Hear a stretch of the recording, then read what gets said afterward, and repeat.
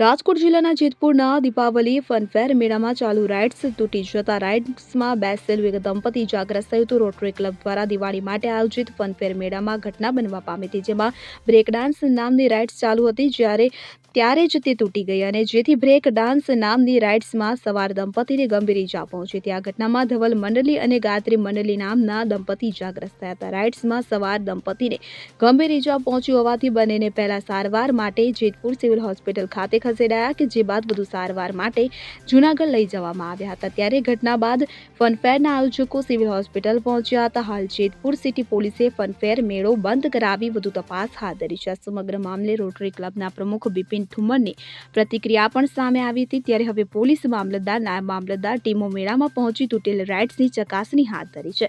ચકાસણી દરમિયાન ઇન્ચાર્જ મામલતદાર દ્વારા ઘટના બાદ જ પોલીસને મેળો બંધ કરવા સૂચના આપી હોવાનું નિવેદન આપ્યું હતું અને વધુમાં હાલ મેળાની તમામ રાઇડ્સ બંધ રાખવાની સૂચના આપી દીધી હોવાનું અને યાંત્રિક કમિટી દ્વારા તમામ રાઇડ્સ ચેક કરવામાં આવશે હોવાનું મામલતદારે જણાવ્યું. રાઇડ્સ ફરી શરૂ કરવા લાગતા વળગતા વિભાગના અભિપ્રાય લેવા પડશે હોવાનું પણ જણાવ્યું હતું. તો મીડિયા દ્વારા દુર્ઘટનાની જાણ થઈ હોવાનું અને આ મામલે સંસ્થા તરફથી કોઈ જાણ કરવામાં આવી ન હોવાનું પણ મામલતદારે જણાવ્યું. તો તૂટેલી રાઇડ્સ ફરી રિપેરિંગ કામ કરી લગાવી દેવામાં આવતા મામલતદાર દ્વારા પોલીસ તપાસ કરવા સૂચના આપવામાં આવી છે અને યાંત્રિક ટીમ તપાસ કરીને સમગ્ર અહેવાલ આપશે હોવાનું જણાવાયું છે. ગઈકાલે રાત્રે જેતપુરના લોકમેળાની અંદર એક દુર્ઘટના શું હતી, કેટલા લોકોને ઈજા પામી? કાલે રાત્રે મને તમારા મીડિયાના મિત્રોના માધ્યમથી જ મને કોલ આવ્યો એટલે મેં મારા ડિઝાસ્ટર સેન્ટરમાં પૂછ્યું કે આપણે આવી કાંઈ જાણ છે. અમારે ડિઝાસ્ટર સેન્ટરમાં એવી જાણ નહોતી. આંધણા બહાર પાછી મેં વાત કરી શું છે, એમણે કીધું કે મારા સ્ટાફને ને અમે હોસ્પિટલ પહેલાં તપાસ કરી અને પોલીસને કીધું કે ભાઈ શું હકીકત છે, તમે હકીકતલક્ષી અહેવાલ કરો. એટલે પીઆઈનો ફોન ના રિપ્લાય આવ્યો એટલે મેં પોલીસ સ્ટેશનમાં ફોન કર્યો. મારા માણસને હોસ્પિટલ મોકલ્યા. એ દરમિયાન એક બેન અને એક ભાઈને ઈજા થઈ હતી. બેનને માથામાં વાગ્યું હતું એટલે એમને જૂનાગઢ રિફર કર્યા એવું કીધું. ને અમે તપાસ કરી એટલે ત્યારે તો પહેલાં એવું હતું સિવિલ હોસ્પિટલમાં, અને રાતે પછી અમે પ્રાથમિક અહેવાલ અને ટૂંકમાં પોલીસને કીધું કે ભાઈ બીજી કોઈ દુર્ઘટના ના ઘટે એટલે અત્યારે તમે બંધ કરાવી દીધું.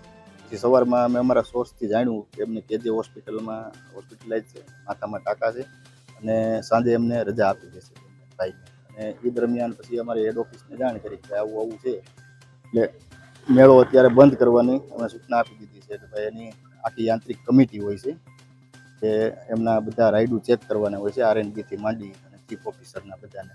એટલે હવે એમને મેળો ચાલુ કરવો હશે તો એમને પહેલાં એમના બધાના અભિપ્રાય લેવા પડશે, પછી એમાં પ્રાંત સાહેબ નિર્ણય લેશે. અત્યારે હાલ તુરંત મેળો બંધ કરવાની સૂચના.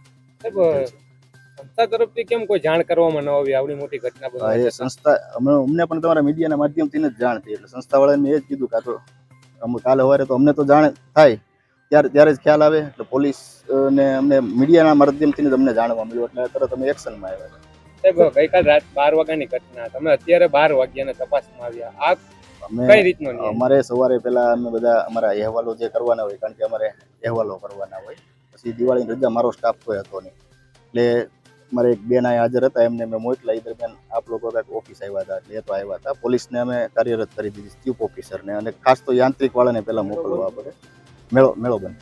સાહેબ, તપાસ કર્યા પહેલા જ આ રાઈડ જે તૂટી ગઈ હતી એમને ફરી ફિટ કરી દેવામાં આવી, આ કેટલું યોગ્ય? એ અમે પોલીસને સૂચના આપી છે કે ભાઈ તમે તપાસ કરો અને જેમાં કાયદાકીય પગલાં લેવાના હોય એ રીતે આગળ વધો. અને યાંત્રિક ટીમ તપાસ કરીને એનો અહેવાલ આપશે. બેદરકારી કોની કહેવાય?